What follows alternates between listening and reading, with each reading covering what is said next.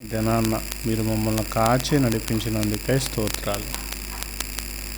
మీ కృపలో మమ్మల్ని బలపరచండి, నడిపించండి. శక్తిని, మీ సహాయాన్ని మాకు దయచేయమని ప్రార్థిస్తున్నాం తండ్రి. మీ స్తోత్రాలు. మీరు బలపరచండి, నడిపించండి. మీ వాక్యాన్ని ధ్యానించే భాగ్యాన్ని మాకు అనుగ్రహింపచేసి మీ కృపలో మమ్మల్ని కాచి నడిపించమని కోరుకుంటున్నాం. మీ ఆత్మ ద్వారా మమ్మల్ని స్థిరపరచండి. మీ సహాయమును మాకు అనుగ్రహింపచేయండి.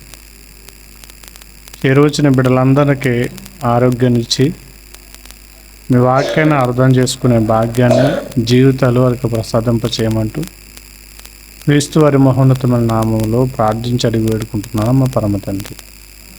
ఆమేన్. దేవుని యొక్క పరిశుద్ధ లేఖనాలను మనము ఆలోచిస్తే కనుక దేవుడు మన జీవితాలకు ఎన్నో చేశాడు, ఎన్నో ఇచ్చాడు.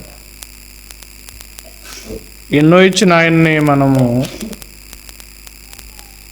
ఆయన ఏ రీతిగా మనం చూస్తున్నాము, ఆయన్ని ఏ రీతిగా మనము కొనియాడుతున్నాము, ఏ రీతిగా మనం దేవుణ్ణి ప్రార్థిస్తున్నాము అనేది ప్రతి నిత్యము కూడా మనము జ్ఞాపకం చేసుకోవాలి. మరి ముఖ్యంగా ఈ యొక్క చివరి దినాలలో, అంటే ప్రభు అయిన యేసుక్రీస్తు వారి యొక్క రాకడ దినాల్లో, ఆయన చేరుకునే దినాల్లో మనం ఉన్నాం. ఆ చేరుకునే దినాల్లో ఆయన మనం ఎలా చూస్తున్నాం,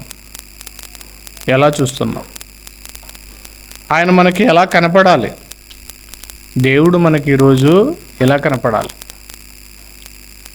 దేవుడు ఎలా కనపడాలంటే కనుక ఆయన మనకి ప్రియుడిగా కనపడాలి. ఎందుకు బైబిల్లో యేసుక్రీస్తు వారిని ప్రియుడిగా వర్ణించడం జరిగిందంటే కనుక, ఎందుకంటే ప్రేమ అంటే ఈరోజు చచ్చిపోయే వాళ్ళు చాలామంది ఉన్నారు. ఇంకా ఈ లోకంలో ఉండే ప్రేమలు, వ్యామోహాలు అంత బలంగా ఏమి లేవు. ఈరోజు అంత శారీరకమైన సంబంధాలు కలిగి మాత్రమే జీవిస్తున్నారు. చూడండి, ప్రతిరోజు కూడా ఏదో ఒక న్యూస్ అనేది వస్తూనే ఉంటుంది.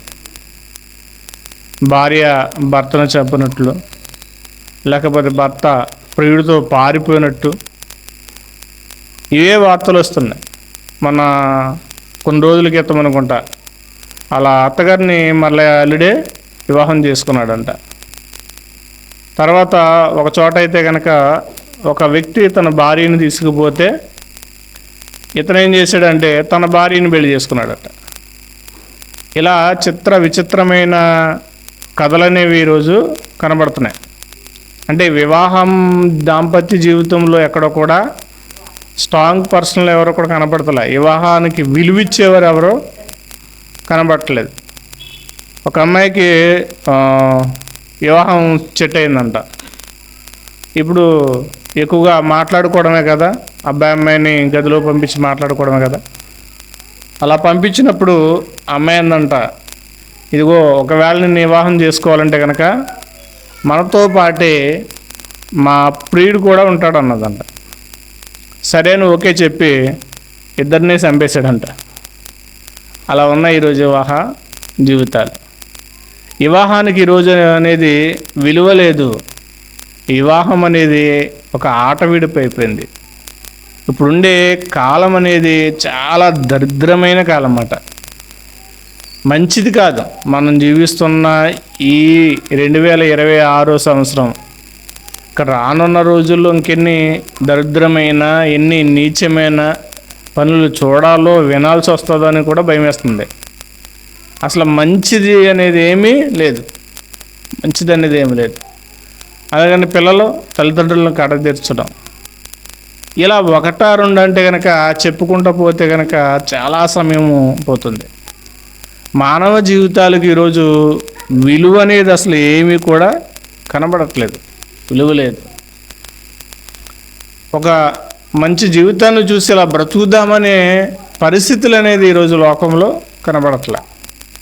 ఏది చూసినా అన్యాయము, అక్రమము, దౌర్జన్యము, అగత్యాలు, మోసాలు, విచ్చలవిడితనము, ఇలా విచ్చలవిడితనము, బలాత్కారం అనేది ప్రతీది కూడా ఏమవుతుందంటే కనుక రెచ్చిపోతున్న దినాలు. మనిషి ఈరోజు భక్తిని సాగిస్తూ భక్తిగా బ్రతికే జీవితాలు అనేవి కనుమరుగైపోతున్న రోజులు. కాబట్టి మనం ఏం చేయాలంటే కనుక మనము కూడా దేవుని యొక్క ప్రేమలో ఉండాలి. ఎందుకంటే ప్రేమలో పడితే వాళ్ళకి టైం తెలియదు అంటారు, సమయము తెలియదు, రోజులు తెలియవు, యుగాలు తెలియవు అంటారు. కాబట్టి దేవుని ప్రేమలో పడాలి. దేవుని ప్రేమలో పడితే కనుక వాళ్ళకి వేరే ప్రపంచం అనేది ఏమి కూడా గుర్తుకు రాదు. కానీ ఈరోజు అందరు ప్రేమలో పడుతున్నారు, కానీ దేవుని ప్రేమలో పడట్లా మనిషి. ఈ లోకంలో ఒక మనిషి బ్రతకాలంటే కనుక, భక్తిగా జీవించాలంటే కనుక, ఈ లోకపు యొక్క వ్యామోహాల్లో పడకుండా జీవించాలంటే కనుక ఒక మనిషి దేవుని ప్రేమలో పడితేనే కానీ ఈ లోకం నుండి తప్పించుకోలేడు. కాబట్టి దేవుని యొక్క ప్రేమను మనం ఏం చేద్దామంటే కనుక తరిందాం. ఒకసారి బైబిల్ గ్రంథంలోనికి వెళ్ళి చూద్దాం. ఇహలోక జీవితాలను లేదా ఆయన జీవితాన్ని మనము పరిశీలన చేసి చూస్తున్నట్లయితే కనుక పరమగీతాల గ్రంథము 2వ అధ్యాయము, మొదటి అధ్యాయము 16వ వాక్యాన్ని చూద్దాం. పరమగీతముల గ్రంథము 1వ అధ్యాయము 16వ వచనంలో రాయబడుతున్న మాట, నా ప్రియుడా నీవు సుందరుడువు, అతి మనోహరుడువు, మన శయస్థానమును పచ్చని చోటు, మనము మందిరము దూలములు దేవదారు మ్రాణులతోనూ వాసన పరిమళ మ్రాణులు. ఇక్కడ ప్రియుడు సూలమితికి సంఘముకు రాయబడుతున్న మాటలు, చెప్పబడుతున్న మాటలు చూస్తే కనుక, నా ప్రియుడు నువ్వు సుందరుడువు, అతి మనోహరుడు. సులమ్మితి తన ప్రియుడుకు వర్ణిస్తూ రాస్తున్న మాట. ఆమె యొక్క గాఢమైన ప్రేమ దేవుని మీద ఎంతుందో, ఎంతగా తన మనసు ఆయన మీద పెంచుకుందో, దేవుని మీద మనసును ఎంతగా పెంచుకుందో, దేవుని మీద మనసును ఎంతగా నిఘ్నం చేసుకుందో. ఆ విషయాన్ని ఇక్కడ రాయిస్తున్నాడు.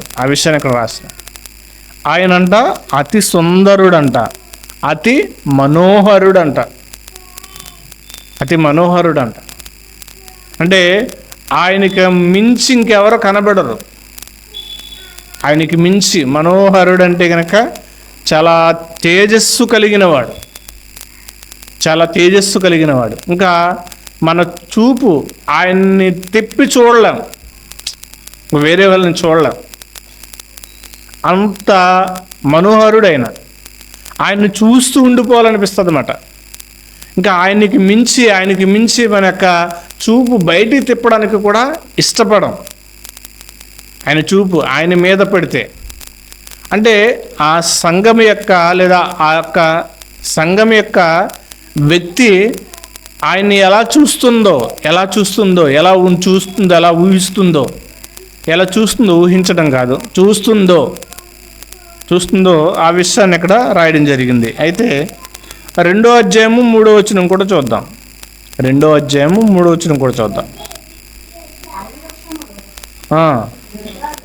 అడవి వృక్షములలో జలదారు వృక్షమెట్టుదో, పురుషులలో నా ప్రియుడట్లు వాడు అన్నాడు. అడవి వృక్షాల్లో జలదారు వృక్షం ఉంటుంది, మన దేశాల్లో లేదు. అది ఎలా ఉంటుందంటే కనుక చాలా బలమైనదిగా ఉంటుంది జలదారు వృక్షం. మనం ఊహించుకోవాలంటే కనుక ఒక మర్రి చెట్టును ఊహించవచ్చు. ఒక మర్రి చెట్టు ఎలాగైతే ఉంటుందో, పెద్ద పెద్ద ఓళ్ళు వేసుకుని పెద్ద పెద్ద ముద్దులు వేసుకుని ఎలాగైతే ఉంటుందో అంత గాంభీర్యంగా ఉంటుంది. ఇంకా ఈ జలదారు వృక్షం అనేది 100 సంవత్సరాలకు బతుకుతుందంట. ఎంత గాలి ఎలాంటి తుఫాను వచ్చినా గానీ దాన్ని దీటుకోలేదు, పడగొట్టలేదు. 100 సంవత్సరాలు చెక్కు చెదరకుండా బలంగా నాటుకుని, ఇంకా చూడగా అందంగా ఉండి అందరూ దాని యొక్క నీడను చేద తీర్చుకునేలాగా, నీడను చేద తీరేలాగా అంత అందంగా కనిపించేది ఏదైనా ఉందంటే కనుక జలదారు వృక్షం. జలదారు వృక్షం చాలా పెద్దగా ఉంటాయి. ఆ చెట్టు యొక్క విస్తీర్ణం చూస్తే కనుక ఇంచుమించు ఒక 5-6 ఎకరాలు పడుతుందంట. అంత విస్తీర్ణంలో పెరుగుతుంది చెట్టు, అంత పెద్దగా ఉంటుంది. చెట్లలో కల్లా అదే గుబురు కలిగి అంత పెద్ద చెట్టు కలిగినదంట. అలా ఒక చెట్టును చూపించి ఇక్కడ ఆ సంఘము లేదా ఒక స్త్రీ వర్ణిస్తుంది. అడవృక్షములలో జలదార వృక్షం ఎట్టుదో పురుషులలో నా ప్రియుడు అట్లున్నాడు అంటే కనుక ప్రత్యేకంగా ఉన్నాడన్నమాట. అంటే ఈయన ఆయనతో సరిపోతాడు, ఈయన అలా ఉంటాడు. మనుషులను బట్టి చూస్తే కనుక కొంతమంది అంటారు ఈయన సేమ్ ఆయనకులానే ఉన్నాడండి అని మాట్లాడుతుంటారు. అంటే కొన్ని పోలికలు ఏమవుతాయంటే మనిషికి మ్యాచ్ అవుతాయి. కొన్ని పోలికలు మ్యాచ్ అయినప్పుడు ఏం చేస్తారంటే కనుక ఈయన పలానా ఆయనలా ఉన్నాడే, ఈయన పలానా ఆయనలా ఉన్నాడని మనం పోలుస్తాం, ఈమె పలానా ఆవిడలా ఉందని పోలుస్తాం. చూస్తుంటాం, పోలిక అనేది చూస్తుంటాం. ఆ మధ్యకాలంలో ఒక వీడియోస్లో సౌందర్య మలా పుట్టింది అని కొన్ని వీడియోలు వచ్చినవి. అంటే సేమ్ కొంచెం మొక్క కవలికలు అలా ఉండే ఒక ఆవిడ కనపడగానే సౌందర్య మలా పుట్టుకొచ్చిందని కొన్ని వీడియోలు వచ్చినవి, షార్ట్ వీడియోలు. అలా కొందరికి పోలిక అనేది కనపడచ్చు. కానీ ఆయన్ని వర్ణించడానికి ఇదిగో ఇలా ఉన్నాడు, ఈయన ఇలా ఉన్నాడు అనడానికి ఆస్కారం లేదు. ఆయన్ని చూడడానికి, యేసుక్రీస్తు ప్రభువుల వారిని మరొకరితో పోల్చడానికి, ఒక వ్యక్తి ఇలా ఉన్నాడు, ఇలా కనబడుతున్నాడు అని పోల్చదగినదిగా ఏం లేదు, పోల్చదగినది లేదు. ఆయన పురుషుల్లో నా ప్రియుడు అట్లున్నాడు చాలు. తర్వాత 4వ అధ్యాయం పరమగీతాలు 4వ అధ్యాయం 16వ వచనం చూద్దాం. 4వ అధ్యాయము 16వ వచనం. ఉత్తర వాయువు వేధించును, దక్షిణ వాయువు వేధించును, నా ఉద్యానమున మీద విస్తృడి, దాని పరిమళములు వ్యాపింపచేయడి. ఎందుకంటే నా ప్రియుడు తన ఉద్యానవనమునకు వేచేయుచునుగాక, తనకిష్టమైన ఫలమునతడు భుజించునుగాక అన్నాడు. ఇంకా సొలొమితి అంటే సంఘము ఏమని చెప్తుందంటే కనుక ఆయనక రాకను ఏం చేస్తుందంటే కనుక ఆహ్వానిస్తుంది. ఆయన రాకను ఏం చేస్తుందంటే కనుక స్వాగతిస్తుంది.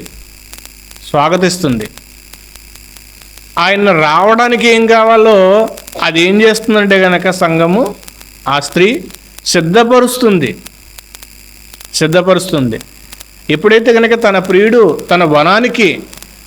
తన వనమునకు రావడానికి ఇష్టపడుతున్నాడో, రావడానికి సిద్ధపడుతున్నప్పుడు వనానికి ఏం చేస్తుందామే, ఇదిగో నా ప్రియుడు వస్తున్నాడు, చక్కటి గాలులు కావాలి, ఉత్తర వాయువా రా, దక్షిణ వాయువా రా, మంచి గాలులు మీరు రండి.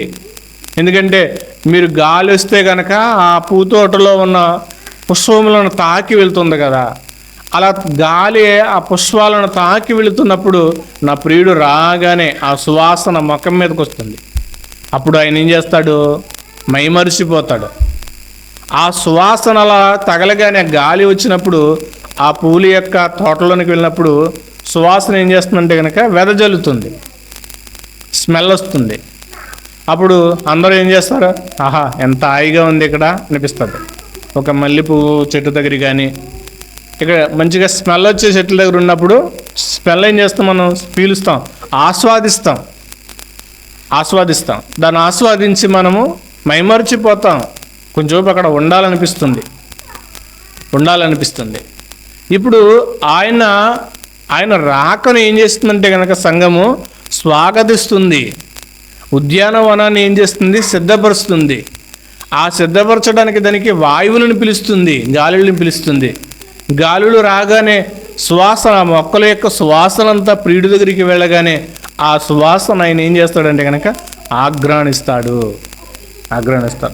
అయితే ఇక్కడ మనకు జీవితాన్ని మనం చూడగలిగితే కనుక మరి ఆయన రాక కొరకు మనం ఏం చేస్తున్నాం? యేసుక్రీస్తు ప్రభుల వారిని మనము ప్రియుడిగా చూసినట్లయితే కనుక ఆయన రాకను మనం ఏం చేస్తున్నాం? స్వాగతిస్తున్నామా? మన యొక్క జీవితం యొక్క స్మెల్ ఎలా ఉంది? మన యొక్క ఆత్మీయ జీవితం యొక్క సువాసన ఎలా ఉంది? మన జీవితం అనేది ఆయన రాగానే కంపు కొట్టేదిగా ఉంటుందేమో ఒకసారి మనము పరిశీలన చేసుకోవాలి. మన జీవితం ఆయన రాగానే సువాసన వెదజల్లే వారంగా ఉండగలుగుతున్నామా? మనం రాగానే సువాసన వస్తుందా అంటే మన జీవితం అనేది పరిమళించేదిగా ఉందా? మన జీవితం అనేది ఆయనకి మనము రాగానే స్వాగతించగలిగే వారంగా ఉన్నామా? మన జీవితంలో ఏ లక్షణాలు ఉన్నాయి? మన జీవితంలో ఆయన్ని పిలవడానికి ఏ లక్షణాలు, ఏ సువాసన, ఏ యొక్క పదజాలాలు మన యొక్క జీవితంలో ఏ యొక్క ఆత్మీయమైన స్థితి ఆయన రాగానే ఉట్టుపడుతుంది. ఏ యొక్క ఆత్మీయ జీవితం అనేది మన జీవితంలో ఆయనకి మనము చూపించగలగాలి లేదా సమర్పించగలగాలి. ఇప్పుడు సంఘము ఒక స్త్రీ ఆయన రావడానికి ఏం చేస్తుందంటే కనుక ఉద్యానవనాన్ని సిద్ధపరిచింది. ఆయన సేద తీరడానికి ఉద్యానవనాన్ని రెడీ చేసింది. పూలతో కూడిన ఉద్యానవనాన్ని రెడీ చేసింది. మరి ఆయన రెండో రాకడలో రాబోతున్నప్పుడు ఆయన ఏం తెంచెను? ఆయన ఏ తెంచినప్పుడు ఆయన వస్తున్నప్పుడు మన యొక్క బాహ్యత్వం, మన యొక్క అంతరత్వం ఎలా ఉంటుంది? మన అంతరత్వం అనేది, మన అంతరాత్మ అనేది, మన అంతరంగం అనేది దేవునికి ఏ సువాసన అనేది వెదజల్లుతుంది? ఏ సువాసన వెదజల్లేలాగా మనము సిద్ధపడుతున్నాం, మనం జీవించగలుగుతున్నాం? మన యొక్క జీవితం అనేది ఎలా కనిపిస్తుంది ఆయనకి?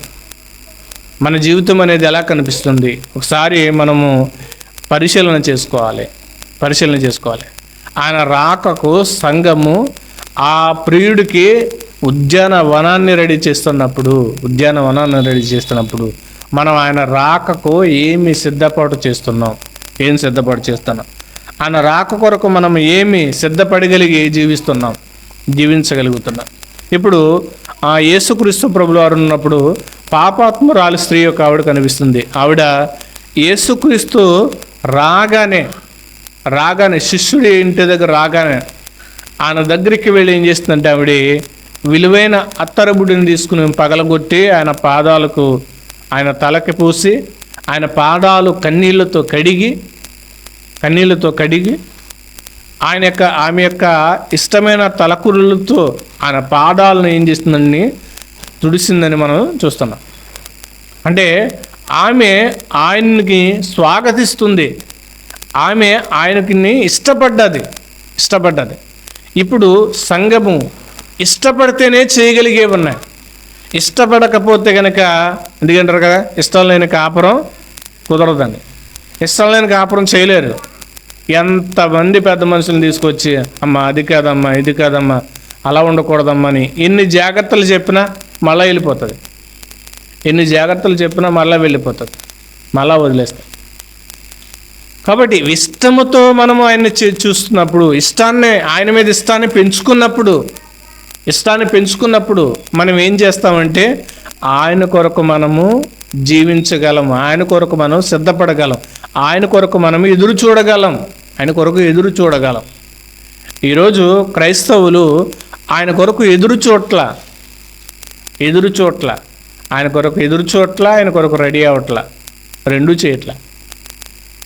ఎదురు చూడకుండా రెడీలు అవుతారులే, కానీ రెడీ అవ్వట్లేదు. ఆయన కోసం సిద్ధపడాలనక తాపత్రయము వారి యొక్క జీవితాల్లో కనబడట్లా. అమ్మో ఆయన వస్తున్నాడు కదా, నేను సిద్ధపడాలన్నాక రెడీ అనేది కావట్లే, సిద్ధపడట్లేదు. ఇక్కడ సంఘము ఏం చేస్తుందంటే కనుక ఆయన రావడానికి ఉద్యానవనాన్ని సిద్ధపరిచిందంట. తన ప్రియుడు రాక కొరకు ఉద్యానవనాన్ని సిద్ధపరిచింది. ఉద్యానవనానికి మళ్ళా గాలి వీచేలా చేస్తుంది. ఉద్యానవనంలో గాలి ఎందుకు వీస్తుందంటే కనుక ఆయన రాక ఆయన యొక్క సువాసన తగలాలి, సువాసన తగలాలి. నా ప్రియురాలు నా కొరకు ఎంత సిద్ధపాటు చేసిందా అంటే ఆయన్ని విస్మయం చేసింది, ఆయన్ని ఆశ్చర్యగొలిపింది, ఆయన ఆశ్చర్యగొలిపింది. ఆయనకి ఇంకా ఇష్టం పుట్టేలా చేస్తుంది. కానీ ఈరోజు ఆయన మనల్ని చూసి కష్టంగా పీలయ్యేలాగా బ్రతుకుతున్నాం. ఆయన మనల్ని చూసి కష్టంగా పీలయ్యేలాగా, వీళ్ళనా నేను ఇష్టపడేది, వీళ్ళనా నేను ప్రాణం పెట్టేది, వీళ్ళ కొరక నేను త్యాగం చేసేది, వీళ్ళ కోసమా నేను రక్తాన్ని కార్చేది, వీళ్ళ కోసమా నేను ఎంత చేసేది, నా మీద ఏ యొక్క ఆకాంక్ష కానీ ఏ కోరిక కూడా, నా మీద ఏ ప్రేమ కూడా వీళ్ళ పెంచుకోకుండా జీవిస్తున్నారు. వీళ్ళ కోసమా అనేటట్టుగా ఈరోజు సంఘము కనబడుతుంది, ఆ రీతిగా కనబడతారు. కానీ ఆ సంఘము ఏం చేస్తుందంటే కనుక ఆయన కోసము ఉద్యానవనాన్ని రెడీ చేస్తుంది. ఇంకొక అధ్యాయం మనం చూస్తే కనుక 5వ అధ్యాయము 9వ వచనం. 5వ అధ్యాయము 9వ వచనం.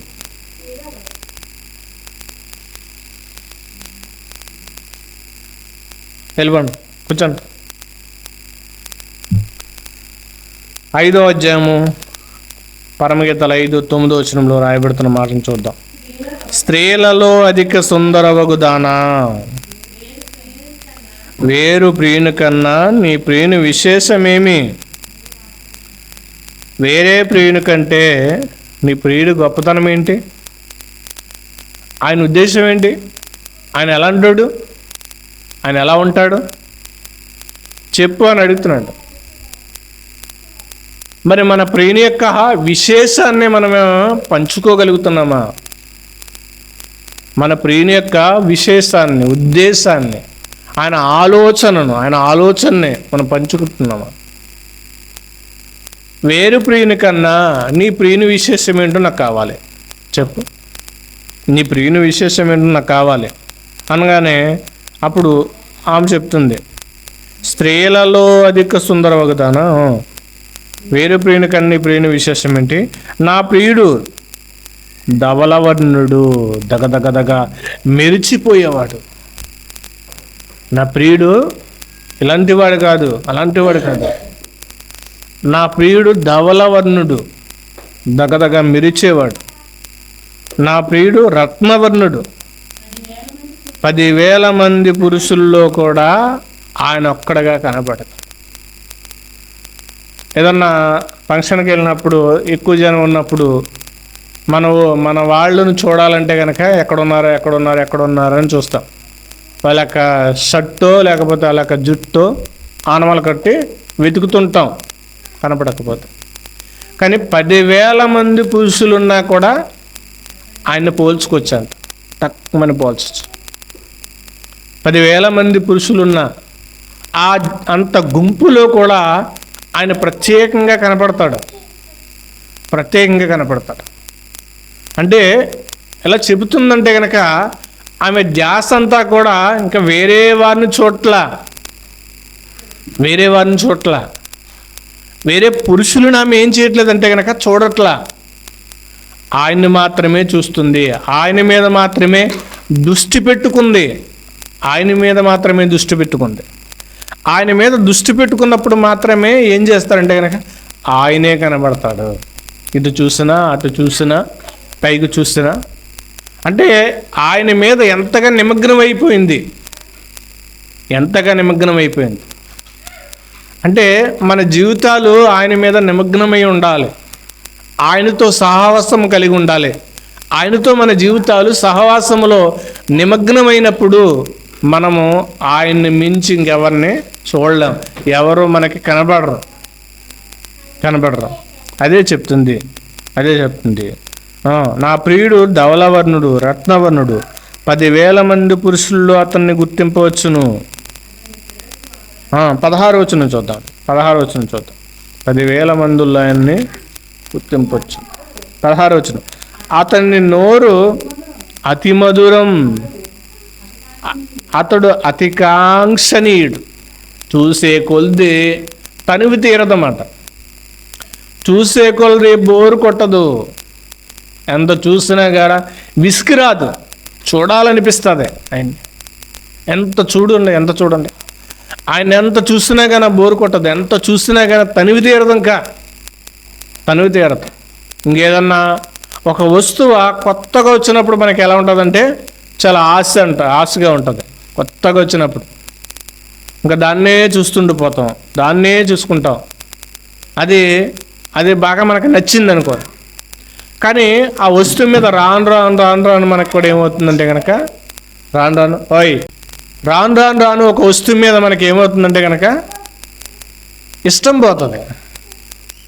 దాని మీద మనకి చూపని తగ్గిపోతుంది, చూడడానికి అంత ఇష్టపడటం. ఎందుకని ఆ వస్తువు వాడేసాము, చూసేసాము, కొత్తది కావాలని కోరుకుంటాం.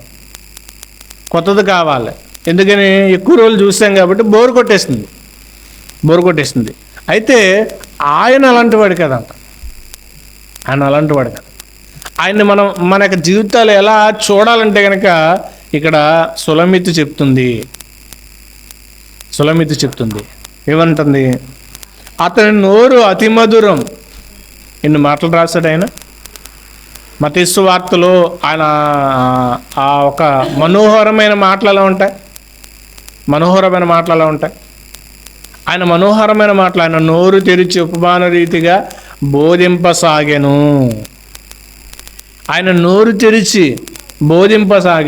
ఆయన మాటలకు ఆశ్చర్యపోయారంట. ఆయన మాటలకు బోధకులు విస్మయం పొందారంట. తన తల్లి మరియ కూడా ఈయనేంటి ఇలా మాట్లాడుతున్నాడు. అక్కడ బంట్రోతులు కూడా మారిపోతున్నారు, దొంగలు కూడా మారిపోతున్నారు, వ్యభిచారులు కూడా మారిపోతున్నారు. ఎంత మనోహరమైంది ఆయన నోరు! ఆయన స్వరం ఎంత మనోహరమైనది! ఆయన వాయిస్ ఎలా ఉంటుంది? రాతపూర్వకంగా మనం చూసాం, కానీ ఇంకా ఆయన స్వరం ఎలా ఉంటుందో, ఆయన వాయిస్ మనం వినలేదు. మనం కొన్ని వాయిస్లు ఉంటాయి. ఆ వాయిస్లు అనేది కొంతమందికి ఒక్కొక్క వాయిస్ అనేది ఇప్పటికి చాలా ఇష్టం ఉంటుంది. ఈ సింగర్ల వాయిస్లు ఉంటాయి కదా, పాటలు పాడేవారు. కొందరు వాయిస్లు చాలా బాగుంటాయి. ఆ పాట పాడుతున్నప్పుడు ఆ వాయిస్ అనే దానికి కొంతమంది ఏమవుతారంటే ఎడిట్ అయిపోతారు. ఫలానా ఎస్పి బాలు గారి పాటలు చాలా బాగుంటాయి, ఫలానా ఆయన పాటలు బాగుంటాయి, ఆ పాటలకు ఎడిట్ అయిపోతారు అన్నమాట. అంతకంటే ఎందుకంటే అందరి వాయిస్లను సృష్టించిన వాడు కదా ఈయన.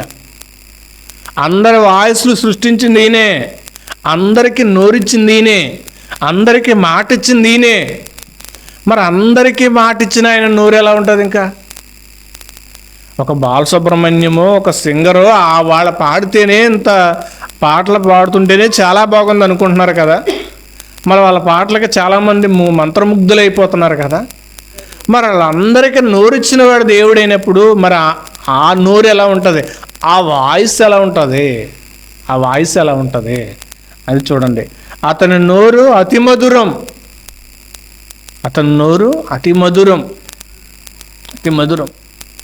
మధురం కాదు, అతి మధురం. తర్వాత అతడి అతికాంక్షణీయుడు అంట. చూసే కొలది మనకి ఏం జరుగుతుందంటే తనువు తీరదు, ఇంకా బోర్ కొట్టదు. ఇంకా ఆయన ఉండే చోటుకి వెళ్ళినప్పుడు ఆయన చూస్తూ ఉండే ఆ యొక్క జీవితం ఎలా ఉంటుందో, ఆయన చూస్తూ ఉండిపోయే ఆ యొక్క లైఫ్, ఇంకా దానికి అంతం లేనిది అన్నాడు. అంతం లేనిదంట. రోజు తెలియదు, ఇంకా గడియారంతో పని లేదు, టైంతో సమయం లేదు. గంటలు గడుస్తుంటే కనుక ఒక పనికి వెళ్తే ఎప్పుడవుతుందో అనిపిస్తుంది, ఒక ఆఫీస్కి వెళితే ఎప్పుడవుతుందో అనిపిస్తుంది. ఒక మూవీకి వెళ్తే 3 గంటల ఎప్పుడవుతుందో అనిపిస్తుంది. కానీ టైం తెలియనిది ఎక్కడంటే కనుక ప్రభు అయిన యేసుక్రీస్తు వారి యొక్క సన్నిధానంలో, ప్రభు యొక్క ఆయన యొక్క రాజ్యములో, ఆయన ఉండే చోటు. ఆయన నోరు అతి మధురం, అతడు అతి కాంక్షణీయుడు.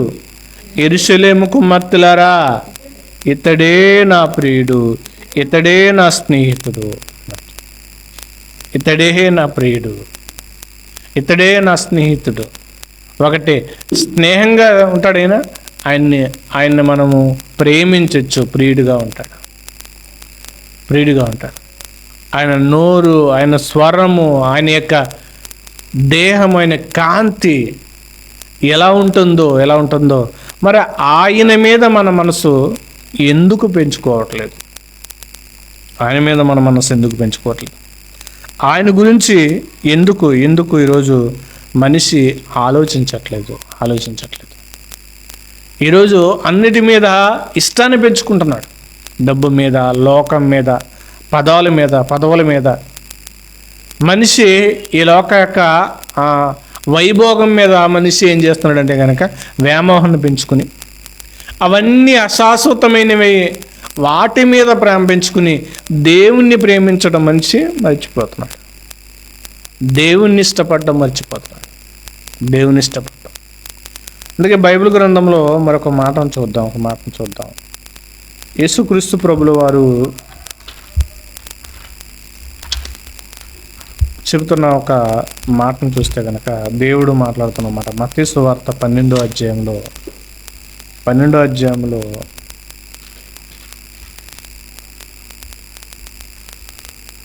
వచనంలో రాయబడుతున్న మాటను చూస్తే కనుక, ఇదిగో ఈయన నా సేవకుడు, ఈయనను నేను ఏర్పరచుకుంటున్నా,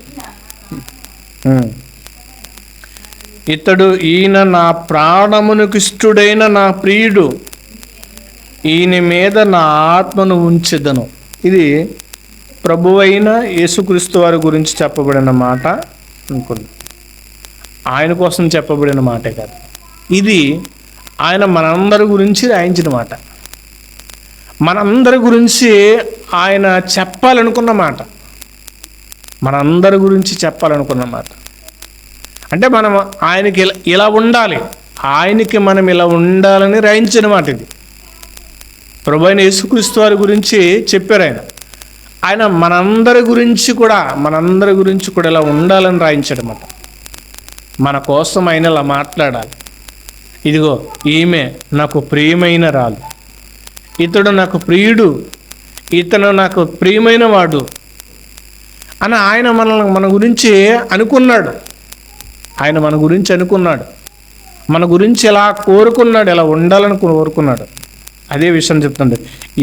ఇదిగో ఈయన నా సేవకుడు, ఈయన నేను ఏర్పరచుకుంటుని, ఈయన నా ప్రాణానికి ఇష్టడు, నా ప్రియుడు, ఈయన మీద నా ఆత్మను ఉంచుదను. నా ప్రియుడు, నాకు ఇష్టమైన వాళ్ళు. ఎవరి కోసం చెప్పాలనుకున్నాడంటే మన కోసం చెప్పాలనుకున్న మాట ఇది. మనం ఆయన కొరకు ఇలా ఉండాలి, మనం ఆయన కొరకు ఇలా బ్రతకాలి. ఇలా ఉన్నప్పుడు ఆయన ఏం చేస్తాడంటే మన కోసం చెప్తాడు. ఇది దానియేలు గురించి కూడా అంటాడు, నీవు నా ప్రియుడు, నాకు బహుప్రియుడు దానియేలు అంటాడు. అంటే ఆ మాటను బట్టి మనం జీవించినప్పుడు అది ఆ మాట ఆయన మనకే ఇవ్వడానికి ఇష్టపడుతున్నాడు. ఆయన మనకి ఇస్తాడు, ఆ మాట ఇస్తాడు. ఇంకా ఇంకొక మాటను చూస్తే కనుక ఇంకొక వ్యక్తిని చూద్దాం. ఇదే యోహాను సువార్త వ్యక్తిని చూద్దాం. యోహాను సువార్త చివరి అధ్యాయము 21వ అధ్యాయము 16వ వచనాన్ని 15వ వచనం నుండి చూద్దాం. 15వ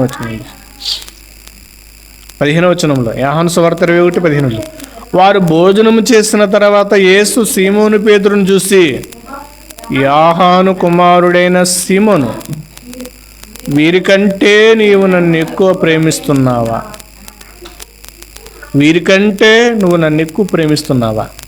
చెప్పు. ఎస్ ప్రభువా, నేను నిన్ను ప్రేమిస్తున్నాను. మనం చెప్పగలగాలి ఆ మాట. మనం అనగలగాలి ఆ మాట. ఎవరిని చూసి? ఆయన్ని చూసి. ప్రతిరోజు కూడా మన ప్రార్థనలో చెప్పాల్సిన మాట కూడా ఇది. ఎస్, నిన్ను ప్రేమిస్తున్నా, నువ్వంటే నాకు ఇష్టం. ఎందుకని? ఎవరు చేయలేని యొక్క త్యాగం అనేది ఆయనే చేశాడు కాబట్టి. ఇప్పుడు ఆయన్నే మనం ఇష్టపడాలి, ఆయన్నే మనం ప్రేమించాలి, ఆయన్ని హత్తుకోవాలి, ఆయన్ని గౌరవించాలి. ఇప్పుడు పేతురు గారు చెప్తున్నాడు. పేతురు గారిని యేసుక్రీస్తు వారు అడుగుతున్నారు, పేతురు, నువ్వు నన్ను ప్రేమిస్తున్నావా? ఎస్ ప్రభు, నేను ప్రేమిస్తున్నాను. సిమోను, యోహాను కుమారుడైన సిమోను, వీరికంటే నీవు నన్ను ఎక్కువ ప్రేమిస్తున్నావా అని అడుగుగా, అవును ప్రభు, నేను నిన్ను ప్రేమించుచున్నాను, నీ వెరుగుదవని ఆయనతో చెప్పాను. యేసు, నా గొర్రెలను మేపమని అతనితో చెప్పాను. మరలా ఆయన 3 సార్లు అడుగుతున్నాడు. మరలా ఆయన, యోహాను కుమారుడైన సీమోను, అంటే సీమోన్లు అక్కడ ఇద్దరుంటారు శిష్యులు. కాబట్టి పేరు తండ్రిని బట్టి కూడా పిలవాలి. తండ్రిని పెడితే ఏ సీమోనో అర్థమవుతుంది. కాబట్టి ఇక్కడ చెప్తున్నారు, మరలా ఆయన, యోహాను కుమారుడైన సీమోను, నన్ను ప్రేమిస్తున్నావా అని 2వసారి అతను అడగగా, అతడు, అవును ప్రభు, నేను నిన్ను ప్రేమిస్తున్నాను, నీవే ఎరుగుదువని ఆయనతో చెప్పాను. ఆయన, నా గొర్రెలు కాయమని చెప్పాను. 3వసారి ఆయన, యోహాను కుమారుడైన సీమోను, నన్ను ప్రేమిస్తున్నావా అని అతన్ని అడిగాను. నన్ను ప్రేమిస్తున్నావని 3వసారి తను అడుగునందుకు పేతురు వ్యసను పడి బాధపడ్డాడు. ఏంటి ఇలాగ అడుగుతున్నాడు ఈయన? ఒకసారి చెప్తే సరిపోదా? 2 సార్లు చెప్పాను కదా, మరలా అడుగుతున్నాడు ఏంటి ఈయన అని పేతురు గారు కొద్దిగా వ్యసన పడ్డాడు. ప్రభువా, నీకు సమస్తమును ఎరిగిన వాడవు, నిన్ను ప్రేమించుచున్నానని నీవే ఎరుగుదువని ఆయనతో చెప్పును. యేసు, నా గొర్రెలను మేపు. ఎందుకు ఇక్కడ 3 సార్లు యేసుక్రీస్తు ప్రభువు వారు పేతురు గారిని అడిగారు. ఇంకా ఆయన అడిగిన సారల్లా ఏమంటున్నారంటే, నా గొర్రెలను మేపు అంటే నా ప్రజలను నువ్వు కాయి, నా ప్రజలను నువ్వు కాపాడు, నా ప్రజలకు నువ్వు చేయాల్సింది చెప్పు అని పేతురు గారికి ఆయన యొక్క ఉద్దేశాన్ని, దాని యొక్క భవిష్యత్తు యొక్క ఉద్దేశాన్ని పేతురు గారికి బలంగా నూరిపోసాడు. ఆయన బలంగా నూరిపోసాడు. 3 సార్లు అడుగుతున్నాడంటే ఆయన 3 సార్లు బొంకాడు కదా, 3 సార్లు అబద్ధం ఆడేశాడు. 3వసారి ఏమన్నా, లేదు ప్రభు నేను ప్రేమించట్లేదని ఏమన్నా చెప్తాడా? ఈ విషయం చూడాలి. ఒకటి ఏమన్నా 3వసారి ఏమైనా కంగారు పడతాడు. అలాగే వ్యసనపడ్డాడు, కానీ అదే మాట చెప్పాడు. అప్పుడు దేవుడు యేసుక్రీస్తు ప్రభులు వారు, ఇదిగో పేతురు, నువ్వు బండవి, నా సంఘాన్ని మేపు, నువ్వుగా కదల్చలేరు నేను ఎవరు. ఒకసారి అయితే కదిలిపోయావు కానీ ఇంకా నేను కదల్చలేరు. ఎందుకంటే ఇప్పుడు నీ ధ్యాస అంతా నా మీదే పెట్టుకున్నా. నువ్వు నన్ను ప్రేమిస్తున్నావు, నా మీద ధ్యాస పెట్టుకున్నవాడు ఏం చేస్తాడు, ఎలా ఉంటాడో ఆయనకి తెలుసు. ఒకప్పుడు ఆయన్ని విస్మరించాడు, వదిలేశాడు. 3 సార్లు అబద్ధం ఆడేసి వెళ్ళిపోయాడు. కానీ ఇప్పుడు ఆయన్ని ప్రేమించేవాడు ఎలా ఉంటాడంటే కనుక ఇంకా వెనక్కి చూడడు. చావైనా బ్రతుకైనా ముందుకు వెళ్ళిపోతాడు. కాబట్టి నన్ను ప్రేమిస్తున్నాడా లేదని ఆయన కన్ఫర్మ్ చేసుకున్న తర్వాత ఇప్పుడు యేసుక్రీస్తు వారు పునరుద్ధానుడైన తర్వాత ఇదిగో మరలా ఆయన అడుగు పెట్టి ఏం చేశాడు? సువార్త చేసుకుంటూ వెళ్ళారు. చూడండి, కొన్ని విషయాలు చూసి ముగించుకుందాం. అపోస్తుల కార్యములు 4వ అధ్యాయము 8వ వచనం. అపోస్తుల కార్యములు 4వ అధ్యాయము 8వ వచనం నుండి చూద్దాం. పేతురు పరిశుద్ధాత్మతో నిండిన వాడై ఇట్లనెను, ప్రజల అధికారులారా, పెద్దలారా, ఆ దుర్బలునికి చేయబడిన ఉపకారమును గూర్చి నాకు దేని వలన స్వస్థత పొందేనని నేడు మిమ్మును విమర్శించున్నారు గనుక మీరందరూ ఇశ్రాయేలు ప్రజలందరూ తెలుసుకొనవలసినది ఏమనగా, మీరు సిలువ వేసినట్టి మృతుల్లో నుండి దేవుడు లేపినట్టి నజరేయుడైన యేసుక్రీస్తు నామమునే వీడు స్వస్థత నొందెనని మీ ఎదుట నిలిచి ఉన్నాడు చెప్తున్నాడు. ఒకప్పుడు సిలువ వేయడానికి ఆయన ఎవరో తెలియనన్నవాడు అదే ప్రజల దగ్గరికి ధైర్యంగా వెళ్ళాడు. ఎందుకని? ఆయన్ని ప్రేమించడం మొదలుపెట్టాడు కాబట్టి, యేసుక్రీస్తు వారిని ప్రేమించాడు కాబట్టి, ప్రేమలో ఉన్నాడు కాబట్టి. ప్రేమలో ఉన్నవాడు చేసే పని ఏంటంటే కనుక ఇదిగో, ఒకప్పుడు ఏం చేశాడు? ఆయన ప్రేమించలే కాబట్టి భయపడిపోయి పారిపోయాడు. ఆ బంట్రోతులు యేసుక్రీస్తు వారిని పట్టుకోగానే పరుగులు తీశారు. దొంగచాటుగా ఏం జరుగుద్దా అని ముసుకేసుకుని వెళ్ళి వెంబడించుకుంటూ చూశాడు, కానీ ధైర్యంగా ఆయనతో ఉన్నానని చెప్పలేకపోయాడు. కానీ ఎప్పుడైతే ఆయన ప్రేమలో పడ్డాడో, ఎప్పుడైతే ఆయన ప్రేమించాడో ఇప్పుడు ఏం చేస్తున్నాడు? ఇదిగో, ఒక కుంటివాడికి కాళ్ళు వచ్చినాయి. కాళ్ళు వచ్చిన తర్వాత ఆయన ఎవరు స్వస్థపరిచారని అందరూ గందరగోళంగా మాట్లాడుకుంటున్నప్పుడు ఆయన స్వస్థపరిచిన వాళ్ళు ఎవరో తెలుసా? ఎందుకంటే అప్పటివరకు ఇశ్రాయేలీలకి పాత నిబంధన తప్ప, పాత నిబంధనలో ప్రవక్తలు తెలుసు, కానీ యేసుక్రీస్తు ప్రభులు వారు దేవుడిగా వాళ్ళు అంగీకరించరు. ఎప్పుడైతే యేసుక్రీస్తు వారిని వాళ్ళు దేవుడిగా అంగీకరించారో, ఇప్పుడు యేసుక్రీస్తు వారిని హైలైట్ చేయాలి, యేసుక్రీస్తు వారిని అక్కడ స్థాపించాలి, ఆయన స్థాపించాలి. కాబట్టి ఆయన అన్నారు, ఈ స్వస్థత ఎందుకు ఎలా పొందాడంటే కనుక, మీరు సిలువ వేసినట్టు మృతుల్లో నుండి దేవుడు లేపినట్టు నజరేయుడైన యేసుక్రీస్తు నామమునే వీడు స్వస్థత పొంది మీ ఎదుట నిలిచి ఉన్నాడు. ఇల్లు కట్టువారైన వారు మీరు తునీకరించిన రాయిని ఆయనే, ఆ రాయిని మూలక తలరాయిగా పెట్టారు. మీరు ఎవరైతే యేసుక్రీస్తు వారు దేవుడు కాదని మీరు అనుకున్నారో, ఎవరైతే ఆయన్ని నమ్మలేదో, అంగీకరించలేదో, మీరు ఒక మూలరాయిగా పడేశారు. కానీ ఆయన్నే మూలరాతిగా చేశాడు, ఆయన్నే ప్రధానంగా చేశాడు, ఆయనే ప్రాముఖ్యంగా చేశాడు. ఆయనే దేవుడిగా ఉన్నాడు. ఇప్పుడు ఆయన చేశాడు. ఆ రాయి మూలక తలరాయి అయిను, మరియు ఎవని వలన రక్షణ కలగదు, ఈ నామములోనే రక్షణ పొందవలన కానీ ఆకాశం కింద మనుషులకి ఇయ్యబడిన మరి ఏ నామములో రక్షణ పొందలేరని ప్రకటించారు. వాళ్ళకి మా నామం ఉంది కదా, మా ప్రవక్తలు ఉన్నారు కదా, నాకు ధీమా వాళ్ళకుంది. ఇప్పుడు ఆయన ప్రేమలో ఉన్నాడు కాబట్టి ఏం చెప్తున్నాడు అంటే కనుక, ఇదిగో ఈయన తప్ప యేసుక్రీస్తు వారు తప్ప, ఈయన నామంలో తప్ప మీకు రక్షణ లేదు.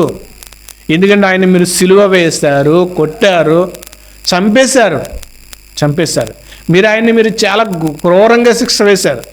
మీరు ఆయన్ని అసలు చాలా దూషించారు, నిందలు వేశారు. ఆయన్ని మీ ఇంటికి చేర్చుకోలేదు, మీరు అంగీకరించలేదు. ఈయన మన కొరకు ప్రాణం పెట్టాడు అని ఆయన గురించి చెప్తున్నాడు. ఇంకా ఇయ్యబడిను మరి ఏ నామమున రక్షణ పొందలేదనను వారు పేతురు యోహాను ధైర్యము చూసినప్పుడు వీరు విద్యలేని పామరులను గ్రహించి ఆశ్చర్యపడి వారు యేసుతో కూడా ఉండిన వారని గుర్తిరిగారండి. అప్పుడు గుర్తుపెట్టారంట, వీళ్ళ యేసుక్రీస్తు వారితో ఉన్నారు, వీళ్ళు యేసుక్రీస్తు వారితో ఉన్నారు. ఇప్పుడు ఆయన గురించి ధైర్యముగా మాట్లాడినప్పుడు, ఇప్పుడు ఆయన గురించి మనం ఏం చేయాలంటే ధైర్యంగా మాట్లాడాలి. ఆయన గురించి ప్రతి సందర్భంలో కూడా ఆయన గురించి మనము మాట్లాడుతూ ఉండాలి. మాట్లాడుతూ ఉంటున్నామంటే కనుక ఆయన్ని మనం ఏం చేస్తున్నామంటే కనుక ప్రేమిస్తున్నాం. మాట్లాడకుండా మౌనంగా ఉంటున్నామంటే ఆయన అంటే మనకి ఇష్టం లేదు. ఒక వ్యక్తి మనకి ఇష్టం లేనప్పుడు ఏం చేస్తాం? అతని గురించి చెప్పం, అతనికి ఏ సహాయం కూడా చేయం. ఎందుకని? అతనంటే మనకి ఇష్టం లేదు కాబట్టి. ఇష్టం లేని వారికి ఏం సహాయం చేస్తాం? ఇష్టం లేనితో కాపురం చేస్తా అంటారు కదా. మనం ఇష్టం లేని ఆయనతో మనం ఏం చేయం? సహాయం చేయం. అతని గురించి మాట్లాడుకో. కానీ ఆయన్ని మనం ఇష్టపడితే, ఆయన్ని మనం ప్రియుడిగా చూస్తే, ఆయన్ని మనం ప్రేమిస్తే, ఆయన గురించి ఎక్కడైనా కానీ ఆయన గురించి మనం చెప్పగలం, ధైర్యంగా చెప్పగలం, ధైర్యంగా మాట్లాడగలం. తర్వాత స్వస్థత పొందిన ఆ మనుషుడు వారితో కూడా నిలిచి ఉండడం చూసి ఏమీయో ఎదురు చెప్పలేకపోయారంట. చాలు, ఏమీ ఎదురు చెప్పలేకపోయారు. అవును, వీళ్ళు చెప్తున్నారంటే కనుక ఆయనే చేశాడు, ఇలా చెప్తున్నారంటే కనుక ఆయన గురించి ఇంత ధైర్యంగా మాట్లాడుతున్నారంటే ఇది జరిగింది అని వాళ్ళు ఆశ్చర్యపోయారు. ఇంకా 5వ అధ్యాయము 18వ వచనం కూడా చూద్దాం. 5వ అధ్యాయం 18వ వచనం, అపోస్తుల కార్యములు 5:18. అపోస్తులను బలాత్కారముగా పట్టుకుని చెరసాల్లో ఉంచిరి. అయితే ప్రభు దూత రాత్రి వేళ సరసాల తలుపులు తీసి వారి వెలుపలకు తీసుకుని వచ్చి, మీరు వెళ్ళి దేవాలయంలో నిలవబడిరి, ఈ జీవవాక్యములన్నిటిని ప్రజలకు చెప్పుడని వారితో నేను. వారు ఆ మాటలు విని తెల్లవారుగా దేవాలయంలోనికి వెళ్ళి బోధించుండిరి. ప్రధాన యాజకుడును ఆయనతో కూడా ఉన్న వారందరూ వచ్చి మహాసభ వారిని ఇశ్రాయేలు పెద్దలందరూ పిలవనంపించి వారిని తోడుకి రెండని బంట్రోతులను చెరసాల్లోకి పంపిరి. బంట్రోతులు అక్కడికి వెళ్ళినప్పుడు వారు చెరసాలలో కనబడనందున తిరిగి వచ్చి చెరసాల బహుభద్రముగా మూసివేయి ఉండుట, కావలి వారు తలుపుల ముందర నిలిచి ఉండుట చూసితిమి. కానీ తలుపులు తీసినప్పుడు లోపల మరొకడైనా కనబడలేదని వారికి తెలుసుకునిరి.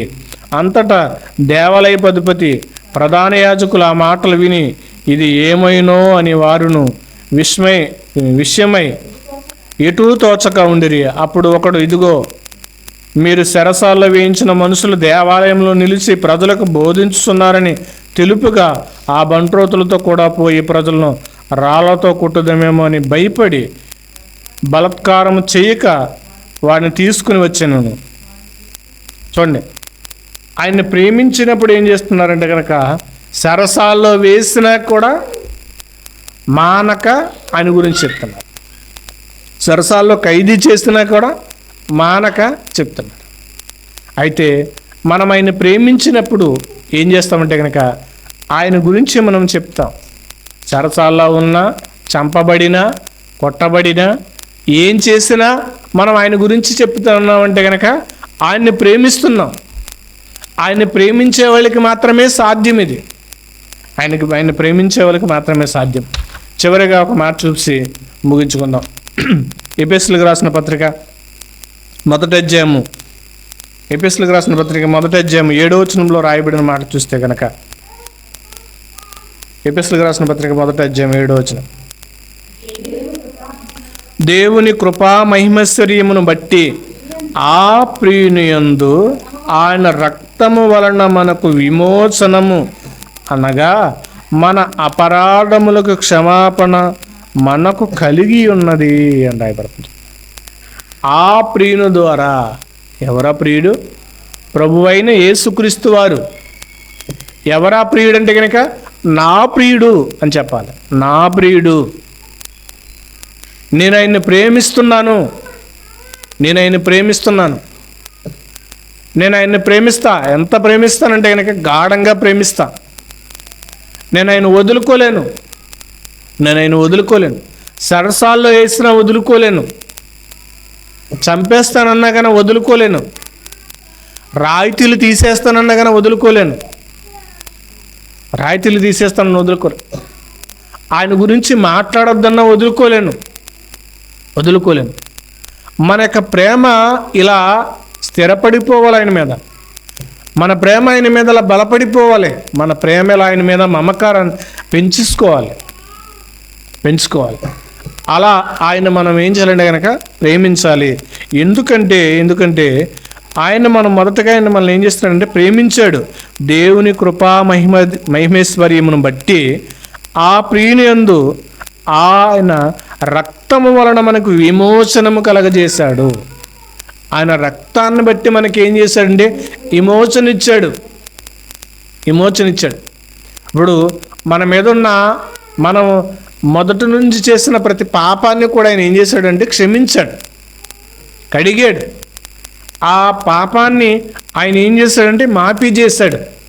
ఆ పాప యొక్క పత్రాన్ని ఏం చేశాడంటే చింపేశాడు. ఇంకా ఆ పాపం మన మీద వేలుబడి చేయకుండా చేసినప్పుడు ఇప్పుడు మన యొక్క ప్రేమ ఆయన మీద ఎలా ఉండాలంటే కనుక పెరగాలి. మన ప్రేమ ఆయన మీద మనం ఆయన మీద ప్రేమను ఏం చేయాలంటే కనుక పెంచుకోవాలి. మనం ఆయన్ని ప్రేమించాలి. నా ప్రియుడు సుందరుడు, అతి సుందరుడు, మనోహరుడు, రత్నవర్ణుడు, ఆయన 10,000 మందుల్లో కూడా నేను పోల్చదగినవాడు. అంటే 10,000 మంది ఉన్నా కూడా ఆయన గురించి చెప్పాలి. 10,000 మంది ఉన్నారు కదని ఒక్కడిగా మనం భయపడకూడదు. 10,000 మంది ఉన్నా కూడా ఆయన గురించి మాట్లాడాలి. అది ఆయన మీద మనము మనసు పెట్టడం, ఆయన మీద మనము మనసు పారవేసుకోవడం. కాబట్టి ఆయన ప్రేమిస్తే కనుక ఎంతటి త్యాగానికి అయినా సిద్ధపడ్డారో మనకు అపోస్తులను చూస్తే మనకు కనబడుతుంది. కాబట్టి మనము కూడా ఆయన అంతగా ప్రేమించేవారిగా మారాలి. మనం ఆయన ప్రేమించేవారంగా మారకపోతే, లేదా ఆయన్ని మనం ఇష్టం పెంచుకోకపోతే, ఆయన మీద మనం ఇష్టాన్ని పెంచుకోకుండా, ఆయన్ని మనం పట్టించుకోకుండా, ఆయన లెక్క చేయకోకుండా, ఆయనకి లోబడకుండా మనం జీవించినట్లయితే కనుక ఆయన ప్రియురాలుగా ఉండడానికి మనము పనికిరాం. అంటే ఈ మధ్యకాలంలో ఎక్కువగా అబ్బాయిని ప్రేమిస్తే కనుక ఏం చేస్తున్నారంటే కనుక వాడుకుంటున్నారంట. ఎలా? ఆమెకి రీఛార్జ్ కావాలి, ఆమెకు కావాల్సిన షాపింగ్ చేయాలి, ఆమెకు కావాల్సిన ఎక్కడికైనా తీసుకువెళ్ళాలి. ఇలా అన్నీ కొనిపించుకున్న తర్వాత ఒకనొక టైంలో నువ్వు నాకు నచ్చలేదు అని వదిలేస్తున్నారు. ఇవన్నీ కొనిచ్చుకున్న తర్వాత నువ్వు నాకు నచ్చలే, నాకు వద్దు అని వదిలేస్తున్నారు.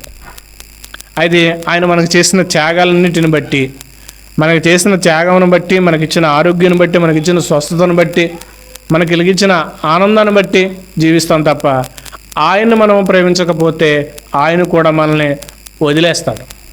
నువ్వు నాకు నచ్చలా, నేను చెప్పినట్టు వినలా అని ఆయన కూడా మనల్ని ఏం చేస్తాడంటే వదిలేస్తాడు, విడిచిపెట్టేస్తాడు. నువ్వు నాకు అక్కర్లా, నా కోసం నా మీద ప్రేమ పెంచుకోలేదు, నా కోసం ఆలోచించలా, నన్ను ఇష్టపడలేదు, నువ్వు నన్ను సరిగ్గా అర్థం చేసుకోలేదు, కాబట్టి నీకు నాకు సంబంధం లేదు అని వదిలేస్తాడు. అది వదిలేస్తే కనుక చాలా బాధాకరంగా ఉంటుంది. కాబట్టి ఆయన్ని ప్రేమించడం ప్రారంభించండి. ఆయన్ని ప్రేమిస్తే ఏది మనకి ఎక్కువగా కనపడదు. ఆయన్ని ప్రేమిస్తే మనం ఏది కూడా పట్టించుకోం, ఏది లెక్క చేయం. బాధ అయినా, కష్టమైనా, ఇబ్బంది అయినా, నిందైనా లెక్క చేయం ఆయన ప్రేమించినప్పుడు. కాబట్టి ఆయన ప్రేమించడం అలవాటు చేసుకోండి. ఆయన త్వరగా రాబోతున్నాడు. ఉద్యానవనాన్ని సిద్ధం చేయండి. మీ యొక్క భాష, మీ యొక్క జీవితము, మీ అంతరంగాన్ని సిద్ధం చేయండి. మీ యొక్క మాట తీరు ఆయనకి సువాసనగా ఉండాలి. మీ భక్తి జీవితం ఆయనకి సువాసనగా కనబడాలి. మీ జీవితం ఆయన రాగానే మనల్ని చూసి ఏం చేయాలంటే కనుక ఆయన తన్మయం చెందాలి, మైమరిచిపోవాలి ఆయన. అలా మన జీవితాలు సిద్ధపడకపోతే, అలా లేకపోతే కనుక ఆయన మనల్ని టోటల్గా వదిలేస్తాడు. ఆయన విడిచిపెట్టాడంటే కనుక అంతకంటే భయంకరమైనది మరొకటి లేదు. మనం బ్రతుకుండగానే మనలో ప్రాణం ఉండగానే ఆయన దగ్గర మనం వేడుకుని, ప్రభువా నేను చేసే ప్రతి పాపమును క్షమించడని ప్రతిదినం ఆయన్ని వేడుకుండి ఆయన్ని ప్రేమిస్తే గనక, ఆయన్ని ప్రేమించి ఆయన కొరకు మనం సిద్ధపడినప్పుడు ఆయన వచ్చి మనల్ని తీసుకువెళ్ళడానికి రెడీగా ఉంటున్నాడు. లోకం అసలు బాగోలేదు, ఏ పరిస్థితి బాగోలేదు, వివాహ జీవితాల పరిస్థితి బాగోలేదు. లోకంలో అన్ని అన్యాయాలు, అక్రమాలు, ఇన్ని విచ్చలవిడైన జరుగుతున్నప్పుడు దేవుడు మనల్నే చూస్తున్నాడు.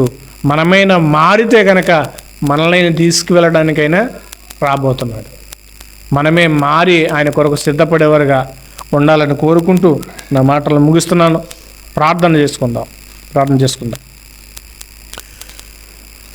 సర్వశక్తిమంతుడా, పరిశుద్ధుడా, మహోన్నతుడా, మీ కొందనాల తండ్రి, నానా మీ సన్నిధానంలో చేరిన మేము తండ్రి, మిమ్మల్ని ప్రేమించేవారుగా, నేను మా ధ్యాస మీ మీద పెట్టుకునేవారుగా, మిమ్మల్ని ప్రేమించే బిడ్డలుగా మేము ఉండడానికి సహాయం చేయండి.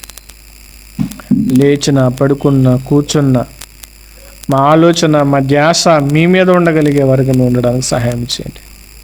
మమ్మల్ని కాపాడండి, మమ్మల్ని బలపరచండి. మా మీద ఉన్న ప్రతి పాపాన్ని, మా మీద ఉన్న ప్రతి దోషము క్షమించండి, కడగండి, మన్నించండి. ప్రభు నీకు ఇష్టమైన పిల్లలుగా, మిమ్మల్ని ప్రేమించేవారుగా మేము ఉండడానికి సహాయం దయచేయండి. మీకు ప్రియులైన పిల్లలుగా మేము బ్రతికే భాగ్యాన్ని, కృపను మాకు దయచేయండి. మీరు ఆదరించి మమ్మల్ని బలపరచమంటూ కృప చూపించమని, మీరు ఆకలో మేము అందరం ఎత్తబడే గుంపులో మేము ఉండడానికి సహాయం దయచేయండి. మీరు ఆకలో మీతో ఉండే భాగ్యాన్ని, ఆ దివ్య నగరంలో మీ మనోహరమైన ముఖాన్ని, మీ మనోహరమైన స్వరాన్ని మేము వినగలిగే వారం కదండి. అందరి స్వరాలని కలిగించిన మీ స్వరం ఎలా ఉంటుందో నైనా ఆ స్వరాన్ని మేము వినగలగడానికి సహాయమును కృపను మాకు దయచేయండి. మీరే బలపరచమంటూ క్రీస్తు వారి కొంతమంది నామంలో ప్రార్థిస్తున్నాం పరమ తండ్రి. ఆమేన్.